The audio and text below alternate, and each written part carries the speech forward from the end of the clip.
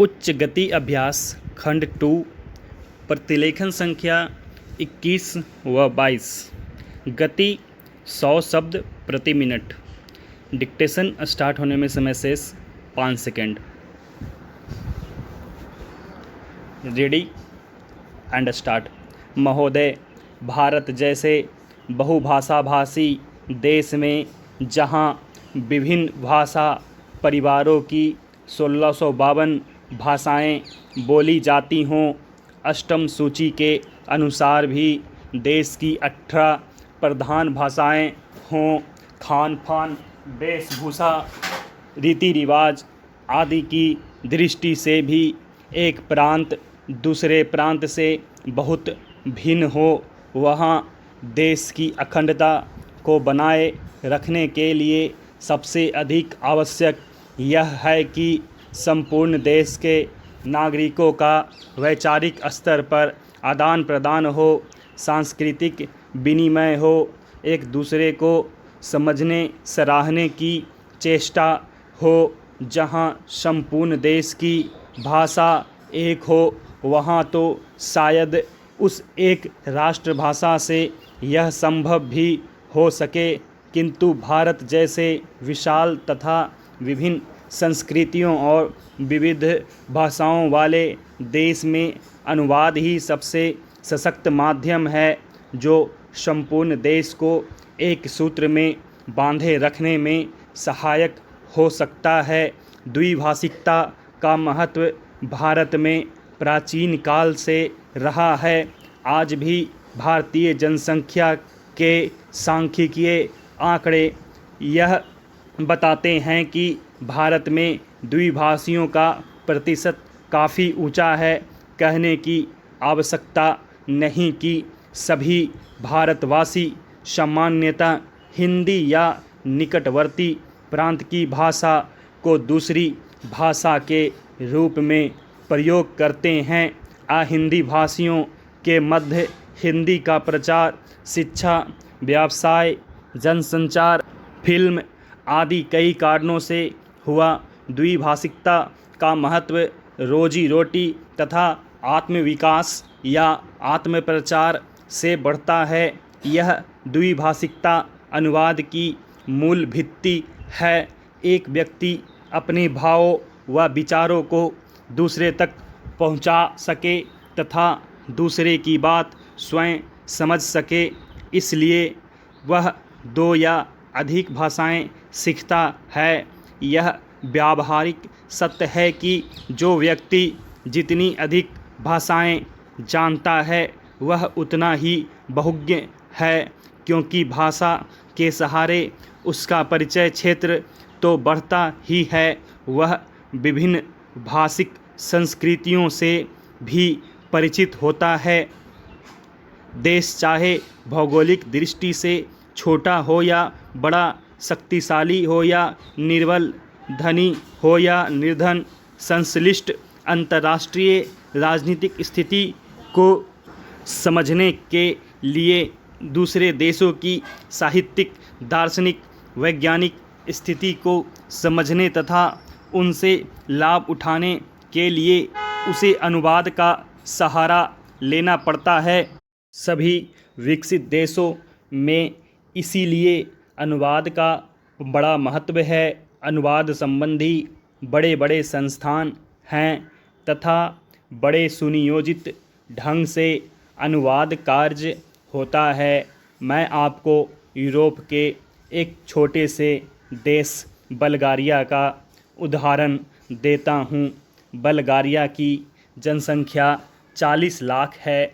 बल्गारिया में पर्यटकों की वर्ष भर भरमार रहती है और उसका विदेशी मुद्रा अर्जन का मुख्य स्रोत भी पर्यटन उद्योग ही है। विश्व के अनेक देशों के पर्यटक वहाँ आते हैं, जिनमें बल्गारियन भाषा जानने वालों की संख्या नहीं के बराबर ही होती है। इन पर्यटकों की सुख सुविधा के लिए तथा उन्हें भाषा की कठिनाई न हो, इसलिए दुभाषियों की जो यूरोप की विभिन्न भाषाएं जानते हों। आवश्यकता होती है इसके लिए विश्वविद्यालयों में नियमित रूप से युवक युवतियां विदेशी भाषाएं सीखते हैं और दुभाषीय का काम करते हैं। महोदय, भारत सरकार की ओर से इन भाषा संस्थानों को विशेष संरक्षण तथा सुविधाएं प्राप्त हैं। यह द्विभाषी केवल पर्यटन से जुड़े हुए हों ऐसा नहीं है। दूसरी भाषा सीखकर ये अनुवाद कार्य करते हैं। प्रकाशन संस्थानों में, जनसंचार माध्यमों में तथा विज्ञान निकायों में प्रतिष्ठित अनुवादक के रूप में जाने जाते हैं। ये सृजनात्मक ललित साहित्य का अनुवाद करते हैं। विदेशी समाचारों का अपनी भाषा में तथा बल्गारियन के समाचारों का विदेशी भाषाओं में अनुवाद करते हैं। ये अनुवादक अपनी अपनी भाषा के विशेषज्ञ माने जाते हैं। यदि आप कभी बल्गारिया जाएं तो आप देखेंगे कि आप चाहे इनकी भाषा न जानते हों किंतु आपकी भाषा जानने वाले आपको ज़रूर मिलेंगे। अभी कुछ महीने पहले की ही तो बात है जब भारत के राष्ट्रपति डॉक्टर शंकर दयाल शर्मा बल्गारिया गए। वहाँ बल्गारिया वासियों ने हिंदी में उनका स्वागत किया और भारत संबंधी प्रश्न भी उन्होंने राष्ट्रपति जी से हिंदी में ही किए। भारतीय प्रतिनिधिमंडल के लिए यह सुखद आश्चर्य था। वस्तुतः अनुवाद या भाषांतरण उनके लिए व्यावसायिक अनिवार्यता है। यूरोप के अन्य देशों में भी यही स्थिति है, जहां विश्व में प्रकाशित किसी भी भाषा का महत्वपूर्ण शोध निबंध या कोई विदेशी चर्चित साहित्यिक कृति उस देश की भाषा में तत्काल अनुदित हो जाती है। इतिहास साक्षी है कि ईसाई धर्म के प्रचार में अनुवाद की भूमिका कितनी महत्वपूर्ण रही है। ईसाई धर्म के विश्वव्यापी प्रचार के लिए बाइबिल के अनुवाद की व्यापक योजना बनाई गई। अनुवाद ने ही बाइबिल को भारत के गांव-गांव यहाँ तक कि आदिवासी क्षेत्रों तक पहुँचा दिया। बाइबिल के बाद सबसे अधिक भाषाओं में और एक ही भाषा में कई बार भगवद गीता का अनुवाद हुआ। भारतीय दर्शन और प्रतिभा को समझने की लालसा ने विदेशियों को प्रेरित किया कि वे गीता का अनुवाद अपनी भाषा में करें।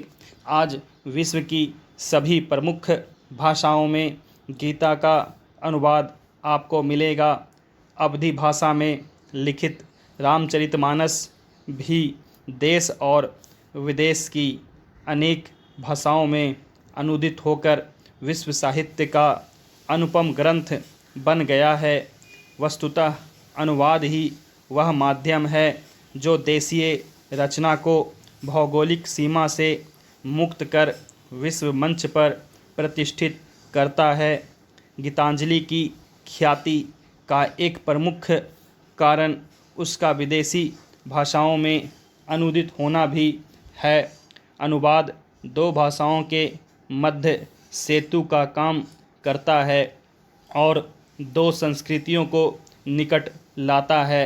अनुवाद की नींव है दो भाषाओं का ज्ञान और उन भाषाओं पर व्याकरण और शैली की दृष्टि से ऐसा पूर्ण अधिकार कि अनुवादक एक भाषा व भाव व विचार राशि को दूसरी भाषा में पूर्णतः इस प्रकार रूपांतरित करे कि पाठक मूल रचना की संवेदना से भी परिचित हो सके तथा अनुवाद पढ़कर उसे मूल का सा आनंद भी मिल सके। यही लक्ष्य अनुवादक के लिए समस्या उत्पन्न करता है और इसी में उसके कौशल की पहचान भी होती है। स्रोत भाषा का ज्ञान अनुवादक के लिए इसीलिए अपरिहार्य माना जाता है। स्टॉप।